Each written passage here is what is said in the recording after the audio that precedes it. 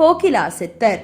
இவர் மீது சிறு வயதிலேயே சிங்கம்மாள் ஏறிக்கொண்டதால் MSc MEd முடித்த பட்டதாரியான பெண் காவல்துறையில் வேலை கிடைத்தும் ஆசிரியர் துறையில் வேலை கிடைத்தும் அனைத்தையும் துறந்துவிட்டு சிங்கம்மாளுக்காகவே இன்று வரை வாழ்ந்து வருவதாக இங்கிருந்த பக்தர்கள் எங்களிடம் தெரிவித்தார்கள்.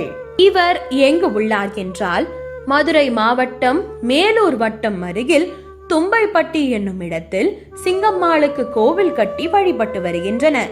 அதேபோல் அருள்வாக்கு சொல்லும் பொழுது சாதாரண பெண்ணாக இருந்து நரிக்குறவர் இனத்தில் உள்ள பெண்கள் எவ்வாறு ஆடை அலங்காரம் செய்வார்களோ அதே போல் வேடமணிந்து வரும் பக்தர்களுக்கு அருள்வாக்கு சொல்கின்றார்.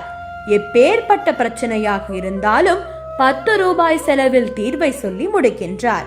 அந்த தீர்வானது 100% நடைபெறும் என்றும் இங்கு வந்திருந்த